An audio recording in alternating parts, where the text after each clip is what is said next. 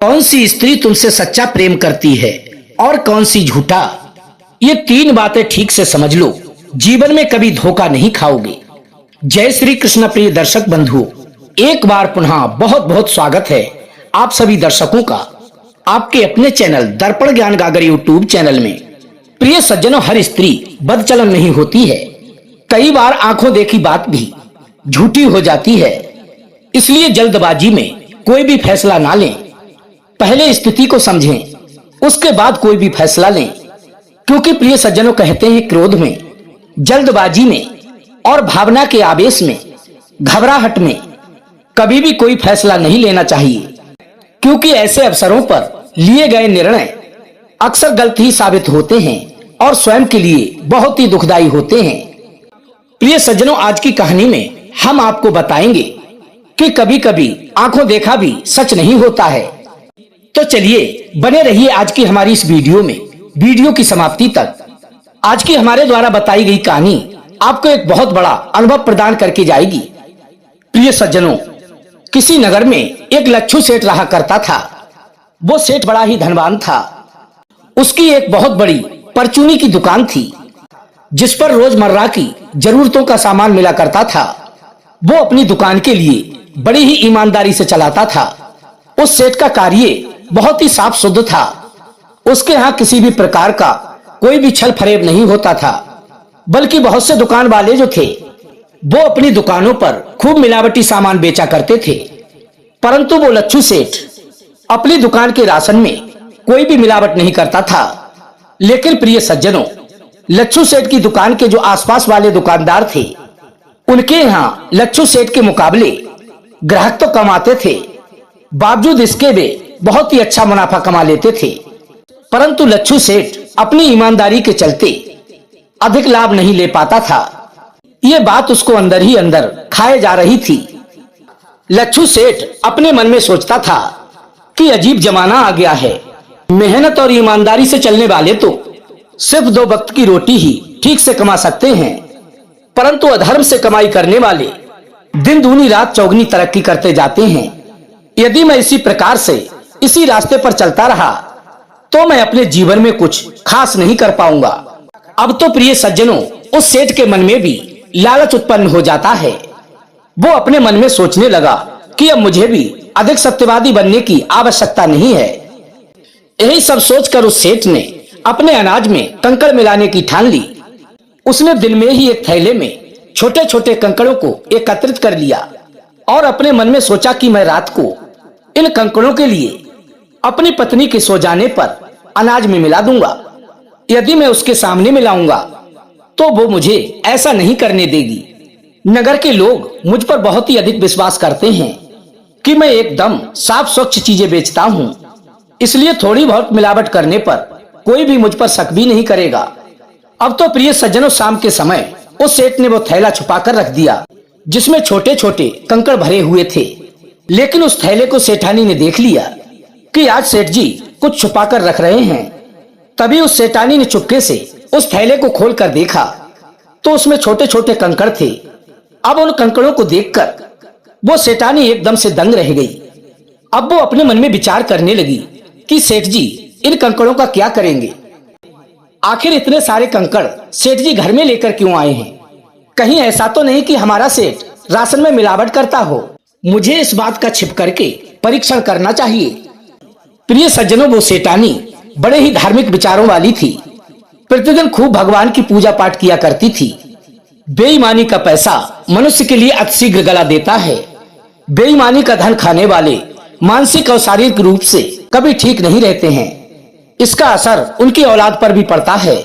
दूसरी बात, यदि कोई पापी है, अगर आपने उसके धन की बेईमानी कर ली तो उसका पाप उस धन के माध्यम से खाने वाले पर भी चला जाता है। बेईमानी का धन हमेशा रोग शोक और कलेशों को बढ़ाने वाला होता है। प्रिय सज्जनों, सेठानी इस बात को जानती थी। जैसे ही इधर रात का समय होता है, तभी सेठ उन कंकड़ों को अनाज में मिलाने की फिराक में लगे थे। उसने अपने मन में विचार किया, जब मेरी पत्नी सेठानी सो जाए तो मैं ये काम करूं। इधर वो सेठ अपनी दोनों आंख बंद करके अपने पलंग पर लेट जाता है। लेकिन वो ऐसा इसलिए कर रहा था कि उसकी पत्नी ये समझे कि सेठ सो गया है और वो भी सो जाए। असल में तो वो जाग रहा था। उधर सेठानी भी बहाना बनाकर आंखें बंद करके लेट गईं कि आखिर देखे सेठ जी रात में क्या करते हैं। इस प्रकार से प्रिय दर्शक बंधु, आधी रात बीत जाती है। अब सेठ को इस बात का विश्वास हो गया कि मेरी पत्नी सो चुकी है। अब तो वो सेठ चुपचाप से उठा और राशन में कंकड़ मिलाने के लिए चल दिया। इधर उस सेठ की पत्नी भी धीरे से उसके पीछे पीछे लग गई। जैसे ही उस सेठ ने उस थैले को निकाला और कंकड़ों को गले में मिलाने वाला ही था कि इतने में उसकी पत्नी ने उसका हाथ पकड़ लिया।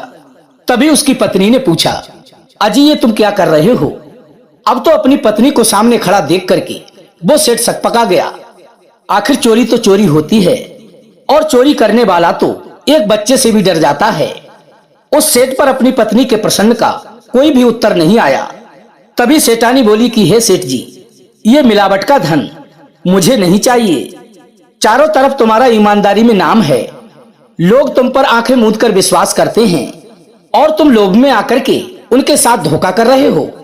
अरे कम से कम भगवान से तो डरो। ईमानदारी की कमाई से जीने में भला क्या कमी रह गई जो कि तुम धोखाधड़ी करने पर उतर आए। ऐसा करके तुम दूसरों के साथ अन्याय नहीं कर रहे हो, बल्कि अपने बच्चों के साथ भी धोखा ही करोगे। आखिर ये सब किसके लिए कर रहे हो? मेरे लिए? यदि मेरे लिए ये सब कर रहे हो तो मैंने तो कभी आपसे आभूषणों व वस्त्रों की मांग ही नहीं की, ना ही मैंने कभी आपसे अच्छा भोजन मांगा। ईश्वर का दिया सब कुछ तो हमारे पास है, फिर तुम क्यों अपनी नीयत खराब कर रहे हो? मुझे ऐसी अमीरी नहीं चाहिए जो कि छल फरेब और धोखे की बुनियाद से पैदा हो। मैं तो उस ईमानदारी की गरीबी से ही बहुत खुश हूँ। मेरे लिए तो वो ईमानदारी ही अनमोल हीरा है। आज तो सेठ जी आपने मेरे उस भरोसे को ही तोड़ दिया है। अब तो प्रिय दर्शक बंधु, वो सेठ अपनी पत्नी द्वारा इतनी खरी खोटी सुनने के बाद बहुत ही लज्जित हुए। उसने अपने दोनों कान पकड़े और कहने लगा कि हे सेठानी, मुझे क्षमा कर दो। अब जीवन में कभी भी ऐसी गलती नहीं करूंगा। मुझे क्या मालूम था कि तुम इतनी ईमानदार हो। मैं ये सब तुम्हारे लिए ही तो कर रहा था। खैर कोई बात नहीं, अब तुम मुझे क्षमा कर दो। तुम्हारी जैसी स्त्री जिस घर में होगी उसका पति पुत्र कभी भी गलत मार्ग पर जा ही नहीं सकता। तभी सेठानी कहने लगी कि हे सेठ जी, माफी मांगकर तुम मुझे पाप का भागीदार मत बनाओ। आप मेरे पति हो। प्रिय सज्जनों, सेठ को अपनी करनी पर बहुत ही अफसोस हो रहा था और उसने आगे कभी भविष्य में ऐसा न करने का अपनी पत्नी को वचन दिया। प्रिय सज्जनों, उस समय सेठानी गर्भावस्था में थी। अपने पति को सही रास्ते का पाठ पढ़ाकर उसे बड़ी ही प्रसन्नता हुई।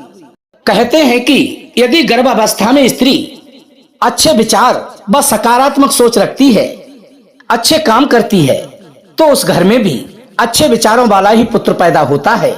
प्रिय सज्जनों, इसी प्रकार से धीरे धीरे समय गुजरता गया। कुछ समय पश्चात उस सेठानी ने बहुत ही सुंदर से पुत्र को जन्म दिया और उस लड़के का नाम यशवीर पड़ा। एक सुंदर से पुत्र को पाकर वे दोनों पति पत्नी बहुत ही प्रसन्न थे।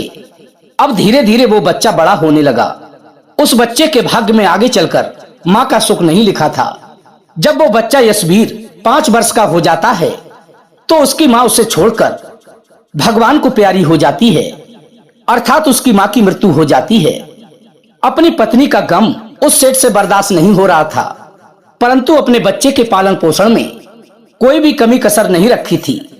उस सेठ के रिश्तेदारों ने सेठ से दूसरा विवाह करने को भी कहा, पर अपने पुत्र को ध्यान में रखते हुए उस सेठ ने दूसरा विवाह करने से बिल्कुल भी इनकार कर दिया। प्रिय सज्जनों, वो सेठ जानता था कि एक सौतेली माँ उसके बेटे को वो प्यार नहीं दे पाएगी जिसकी उसे आवश्यकता है, और मैं भी काम के वशीभूत होकर उसकी गलती होने पर भी कुछ कह नहीं पाऊंगा। वो लच्छू सेठ अपने बेटे को माँ और पिता का दोनों का ही प्यार देता था। उस सेठ का लड़का देखने में तो सुंदर था ही, इसके साथ साथ वो गुणवान भी था। अब धीरे धीरे उस सेठ का पुत्र जवान हो गया, तो उस सेठ ने सोचा कि क्यों ना मैं अपने पुत्र का विवाह कर लूं। तभी अपने पिता के मुख से शादी की बात सुनकर के उस लच्छू सेठ का पुत्र यशवीर कहता है कि हे पिताजी, इतनी जल्दी मुझे विवाह के बंधन में मत बांधो। पहले तुम मुझे अपने पैरों पर खड़ा हो जाने दो, आत्मनिर्भर बनने दो, क्योंकि मैं भी अब कुछ काम धंधा करके स्वयं में सक्षम होना चाहता हूँ। यदि आप मुझे आज्ञा दें तो मैं व्यापार के सिलसिले में बाहर जाना चाहता हूँ। तभी उस सेठ ने कहा कि हे बेटे, अब तो सब कुछ तुमको ही देखना है। यदि तुम व्यापार के सिलसिले में बाहर जाना चाहते हो तो अतिशीघ्र चले जाओ, मुझे कोई आपत्ति नहीं है। पर जाने से पहले तुम मेरी इन 5 बातों का विशेष ध्यान रखना। नंबर 1, हमेशा अपनी जुबान पर काबू रखना।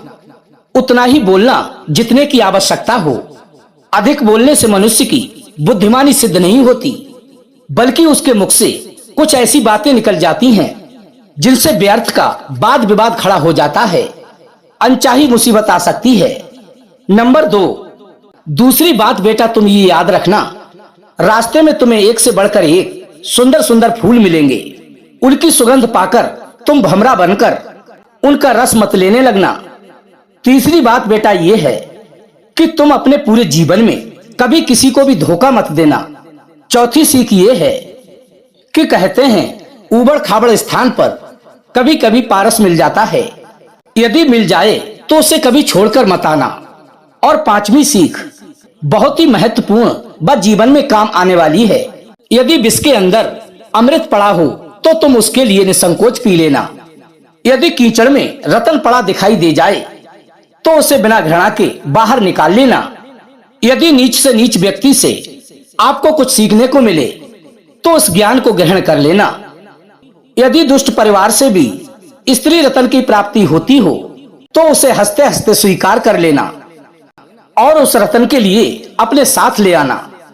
प्रिय दर्शक बंधु, उस सेठ ने अपने पुत्र यशवीर के लिए ये 5 बातें बताकर व्यापार करने के लिए बाहर भेज दिया। पुराने समय में अधिकतर लोग पैदल ही यात्रा करते थे। ये दुनिया अच्छे बुरे लोगों से भरी पड़ी है। घर से निकलने के बाद आपको अच्छे लोग भी मिलते हैं और बुरे लोग भी। अब ये आपको देखना है कि आपको उनके साथ कैसा व्यवहार करना है, उनके साथ कैसे रहना है। पहले जब लोग बाहर जाते थे तो जिनके पास पैसा होता था वे किसी सराय में ठहर जाते थे, और जिनके पास पैसा नहीं होता था वे किसी धर्मशाला या फिर किसी पेड़ वृक्ष के नीचे लेटकर अपनी रात्रि गुजार लेते थे। अब प्रिय दर्शक बंधु, वो यशवीर अपने पिता की आज्ञा लेने के बाद व्यापार करने के लिए चल देता है। चलते चलते रास्ते में उसे दोपहर हो जाता है। उसने देखा कि नगर के बाहर एक घनी छायादार वृक्ष है। उस वृक्ष के नीचे पहले से बैठे हुए एक पति और पत्नी आराम कर रहे थे। उस आदमी की जो पत्नी थी वो बहुत ही सुंदर थी। ऐसा लगता था कि जैसे कोई अप्सरा उसके साथ हो। अब वो लच्छू सेठ का बेटा यशवीर भी उसी वृक्ष के नीचे आराम करने को बैठ जाता है। लेकिन प्रिय दर्शक बंधु, वो स्त्री इतनी सुंदर थी कि उसके आगे स्वर्ग की अप्सराएं भी लजा जाएं। इसीलिए यशवीर उस स्त्री की ओर बार बार देखे जा रहा था और वो स्त्री भी उस खूबसूरत नौजवान की ओर टकटकी लगाए देखे जा रही थी। क्योंकि प्रिय सज्जनों, वो सेठ का लड़का भी किसी राजकुमार से कम नहीं था। तभी उस खूबसूरत स्त्री के पति ने यशवीर से पूछा कि हे भाई, आप कौन हो और कहां से आए हो और कहां जा रहे हो? तभी यशवीर कहता है कि मैं एक साहूकार का पुत्र हूं और व्यापार के सिलसिले में आगे जा रहा हूं। उस सेठ के बेटे का गंतव्य पूछकर वो व्यक्ति कहने लगा कि हे भाई, हमें भी उसी नगर में जाना है जहां आप जा रहे हैं, तो क्यों ना हम लोग साथ साथ चलें, तो और भी अच्छा रहेगा, क्योंकि वहां तक पहुंचने में हमें 10 दिन लग जाएंगे। यदि हम लोग साथ साथ रह करके सफर तय करेंगे तो हम लोगों का सफर भी बड़ा ही आसान हो जाएगा और हमारे लिए कुछ सहूलियत भी हो जाएगी। उस स्त्री के पति की बात सुनकर के यशवीर बहुत ही खुश हो जाता है, क्योंकि वो तो यही चाहता था कि यदि मैं इनके साथ चलूंगा तो इस स्त्री की सुंदरता को मैं बार बार देखता रहूंगा, क्योंकि सुंदर चीज के लिए कौन नहीं देखना चाहेगा। ये तो मेरे सौभाग्य की बात है जो कि ये लोग हमारे साथ जाएंगे। अब तो प्रिय सज्जनों, वो सेठ का लड़का यशवीर उन दोनों के साथ चलने को तैयार हो जाता है और वे तीनों आपस में बातचीत करते हुए आगे की ओर चल देते हैं। प्रिय सज्जनों, वो स्त्री सुंदर होने के साथ साथ बहुत ही मजाकिया स्वभाव की थी। उसने तुरंत ही यशवीर से देवर भाभी का रिश्ता बना लिया। उस स्त्री ने पूछा कि हे देवर जी, आपकी शादी हो गई या फिर कुंवारे हैं? तभी यशवीर कहने लगा, नहीं भाभी, अभी तो हम कुंवारे हैं। तभी उस स्त्री ने मुस्कुराते हुए कहा कि हे देवर जी, मान लीजिए यदि आपको रास्ते में कोई सुंदर युवती मिल जाए तो क्या तुम उससे विवाह कर लोगे? तभी यशवीर ने जवाब दिया, नहीं भाभी, मैं ऐसा बिल्कुल भी नहीं करूंगा। तभी वो स्त्री कहने लगी कि हे देवर जी, भला मिठाई किसे अच्छी नहीं लगती, और स्त्री तो वैसे भी रसमलाई से कम नहीं होती। यदि एक बार इसका स्वाद लग गया तो तुम कभी नहीं कहोगे कि मैं विवाह नहीं करूंगा। प्रिय सज्जनों, अब वो स्त्री देवर देवर कहकर उस सेठ के लड़के से हंसी मजाक करती हुई चली जा रही थी। उसका उसके साथ हंस हंस कर बात करना यशवीर के लिए बहुत ही अच्छा लग रहा था, लेकिन वो अपने मन में यह भी सोच रहा था कि ना जाने ये स्त्री कैसी है जो अपने पति के सामने ही मुझसे इस तरह की बातें कर रही है। पर जो भी हो, उस स्त्री के साथ चलना और उसकी हंसी मजाक भरी बातों को सुनना बहुत ही अच्छा लग रहा था। हंसी दिल्लगी करते हुए वे तीनों प्राणी आगे की ओर चले जा रहे थे। इस प्रकार चलते चलते उन्हें रास्ते में ही रात्रि हो जाती है। तभी उन्होंने एक जगह रास्ते में ठहरने का निश्चय कर लिया और एक साफ शुद्ध से स्थान को देख करके वहीं पर अपना डेरा तंबू लगा दिया। तीनों ने मिलकर बड़े ही प्रेम से वहां पर भोजन किया और भोजन करने के बाद बड़े ही आराम से वहां पर सोने की तैयारी करने लगते हैं। सोने से पहले उस सुंदर स्त्री का पति कहने लगा कि हे भाई, हमारे साथ हमारी पत्नी है और परदेश में हमें इस बात का बिल्कुल भी पता नहीं होता कि कौन कैसा व्यक्ति है। सुंदर स्त्री को देखकर आखिर किसकी नीयत खराब नहीं होती। अब तुम भी मेरे छोटे भाई जैसे हो, हमारी स्त्री की रखवाली करना तुम्हारा भी उतना ही फर्ज बनता है जितना कि मेरा। मेरे पास एक तलवार है, उस तलवार को लेकर के आधी रात तक तो मैं जागता रहूंगा और आधी रात के बाद तुम्हें जागकर पहरेदारी करनी है। तभी यशवीर कहने लगा कि हे भाई, आप बिल्कुल भी चिंता ना करो, आप निश्चिंत होकर सो जाइए, आप दोनों की रखवाली मैं करता रहूंगा। प्रिय सज्जनों, इस प्रकार से जागकर पहले तो उस स्त्री का पति आधी रात तक पहरा देता रहता है। यशवीर और वो सुंदर सी स्त्री आराम से सोते रहते हैं। उसके बाद उसने यशवीर को जगाया और अर्धरात्रि के बाद वो सेठ का लड़का पहरा देने लगता है और वे दोनों पति पत्नी आराम से सो जाते हैं। थोड़ी देर के पश्चात जब उस स्त्री का पति सो जाता है तो वो स्त्री नींद से जाग जाती है और उस सेठ के लड़के यशवीर के साथ में बैठकर मीठी मीठी बातें करने लगती है। इस प्रकार वो पूरी रात यशवीर के साथ बैठकर हंसी मजाक व सब तरह की बातें करती रही। उस स्त्री का अपने पास बैठकर बातें करना यशवीर के लिए बहुत ही अच्छा लग रहा था। अब तो उन दोनों का रोज का नियम बन गया। जब अर्धरात्रि के बाद उसका पति सो जाता था तो वो स्त्री रात्रि में जागकर यशवीर के साथ बैठकर घंटों घंटों बातें करती रहती थी। प्रिय सज्जनों, इस प्रकार से उन तीनों का सफर कटता चला गया और जब चलते चलते वे तीनों अपने गंतव्य के पास पहुंच गए तो अपने मन में विचार करने लगे कि आज की रात्रि साथ साथ बिताने के बाद अब हम तीनों अलग अलग हो जाएंगे। यशवीर और उस स्त्री के लिए इसी बात की चिंता खाए जा रही थी। इधर प्रिय सज्जनों, जैसे ही रात्रि होती है और भोजन करने के उपरांत जब वे तीनों लोग एक जगह पर ठहर जाते हैं और अर्धरात्रि के बाद जब यशवीर का पहरा देने का नंबर आता है तभी उसी समय वो स्त्री भी जाग जाती है। आज वो अपने मन में बहुत ही उदास थी। उसके चेहरे से उदासी साफ साफ झलक रही थी। तभी मायूस मन से यशवीर के पास बैठकर कहने लगी कि हे देवर जी, आज के बाद तो फिर कभी हम नहीं मिल पाएंगे, आज ही हमारे पास मौका है। वो स्त्री मुस्कुराते हुए यशवीर से कहने लगी कि हे देवर जी, आप कितने सुंदर और सुशील हो, जी करता है कि तुम्हें अपनी बाहों में भरकर जिंदगी भर के लिए कैद कर लूं, परंतु मेरा ऐसा सौभाग्य कहाँ है। सचमुच तुम बहुत ही सुंदर हो, तुम्हारी सुंदरता की मैं तो दीवानी हो गई हूँ। तुम्हारे जैसे पुरुष को पाकर के तो हर एक स्त्री अपने आप को भाग्यशाली समझेगी। अब प्रिय सज्जनों, उस स्त्री के मुख से इन बातों को सुनकर के वो सेठ का लड़का यशवीर एकदम से चौंक जाता है और कहने लगा कि हे भाभी, आपको इस प्रकार की बातें करना बिल्कुल भी शोभा नहीं देता है। आप तो एक विवाहित स्त्री हैं और इस समय आपके पति आपके साथ में हैं। अपने पति को धोखा देकर किसी पर पुरुष पर मर मिट जाना बहुत ही बड़ा पाप कहलाता है। तभी वो स्त्री कहने लगी कि हे एसबीर, मैंने जब से तुम्हें देखा था तभी से तुमने मेरी रातों की नींद और दिन का चैन चुरा लिया है। इसीलिए तो मैं रात को जागकर तुम्हारे साथ बैठकर बातें किया करती हूँ। मैं सचमुच में तुमसे प्रेम करने लगी हूँ और जीवन भर के लिए तुम्हारा साथ पाना चाहती हूँ। और रही मेरे पति की बात, तो उनकी तुम चिंता मत करो। तुम्हारे हाथ में तलवार है। यदि तुम चाहो तो इस कांटे के लिए सदा सदा के लिए निकाल कर दूर फेंक सकते हो। वो स्त्री मुस्कुराती हुई कहती है कि कहते हैं प्रेम में व्यक्ति कुछ भी नहीं देखता, क्योंकि मैं तुम पर दिलो जान से मर मिटी हूँ। और यदि तुमने मुझे नहीं अपनाया तो मैं अपने जीवन को यहीं पर समाप्त कर दूंगी।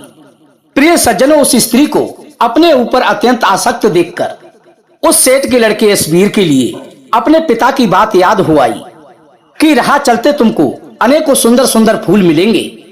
उन फूलों पर भमरा बनकर उनका रस मत लेने लग जाना।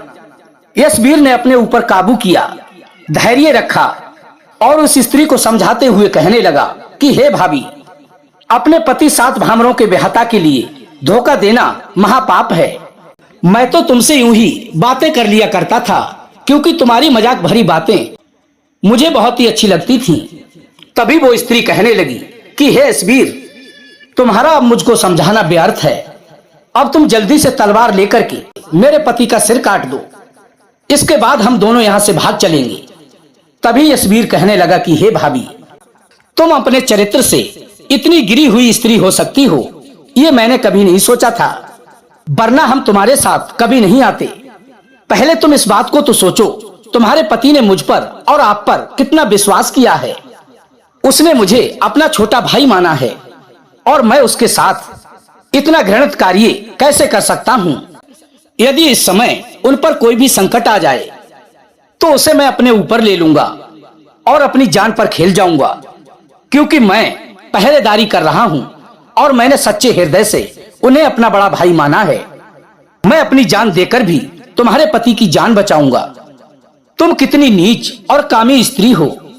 किसी ने सच ही कहा है कि जिन स्त्रियों का मन पराये पुरुषों में रमता है, उनका पति फिर चाहे कितना भी सुंदर क्यों ना हो, गुणवान हो, बलवान हो, बुद्धिमान हो, लेकिन फिर भी वे उसे छोड़ ही जाती हैं।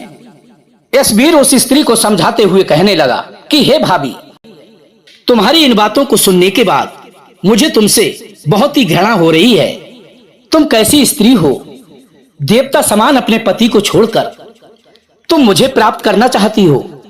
मैं तुम्हारे साथ कदापि ये गंदी हरकत नहीं कर सकता। मेरे लिए तो तुम्हारे बारे में गलत सोचना भी पाप है। प्रिय सज्जनों, एसबीर इस बात को कह ही रहा था, इतने में उस स्त्री का पति उठकर बैठ जाता है और कहने लगा कि हे एसबीर भाई, तुम मेरे पास आकर बैठो और तुम्हारी भाभी के प्रति तुम्हारे मन में जो नफरत उत्पन्न हो गई है उसे निकाल कर फेंक दो। तुम अपने मन में सोच रहे हो कि तुम्हारी भाभी बहुत ही बुरी स्त्री है, लेकिन ऐसा बिल्कुल भी नहीं है। मेरी पत्नी तो मेरे कहने पर ही तुम्हारी परीक्षा ले रही थी। दरअसल जब से मेरी पत्नी ने तुम्हें देखा है, तब से उसने अपनी बहन के लिए तुम्हें पसंद कर लिया है। इसकी इससे छोटी एक बहन है जो देखने में इससे भी अधिक सुंदर है, और तुम रूप व आयु में उसके बिल्कुल योग्य हो। इसकी बहन का पति कहीं बुरा ना मिल जाए, उसे धोखा ना दे दे, इसीलिए ये तुम्हारी परीक्षा ले रही थी। पिछले 10 दिनों से हमने तुम्हें अच्छी प्रकार से जांचा परखा है। अब तुम इसकी परीक्षा में पास हो गए हो, इसलिए अब तुम्हें कहीं भी काम ढूंढने की आवश्यकता नहीं है और ना ही नौकरी करने की, क्योंकि मेरी पत्नी सिद्धनगर के सबसे बड़े सेठ मनोहर लाल की पुत्री है। ये 2 बहनें हैं। मनोहर लाल का कोई भी बेटा नहीं है, तो सारी संपत्ति की देखरेख अब हम दोनों को ही करनी है। प्रिय सज्जनों, अब उस स्त्री के पति की बात सुनने के बाद एसबीर एकदम से चौंक सा जाता है और कहने लगा कि हे भाभी, तुम मुझे माफ करना। मैं तो आपके लिए चरित्रहीन स्त्री समझ बैठा था। अनजाने में ना जाने मैंने तुमसे क्या क्या कह दिया। सच में आप दिल की बहुत ही अच्छी हो।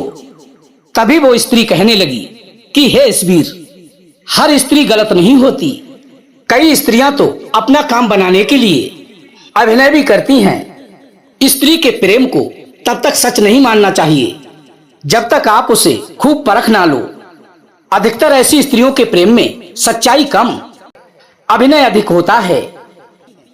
कुछ स्त्रियां तो अपना उल्लू सीधा करने के लिए आप पर प्रेम की बरसात कर सकती हैं। उसे बिल्कुल भी सच नहीं मानना चाहिए। कौन सी स्त्री वास्तव में आपसे प्रेम करती है, ये 3 बातें ठीक से समझ लो, आप उसे भली भांति पहचान जाएंगे।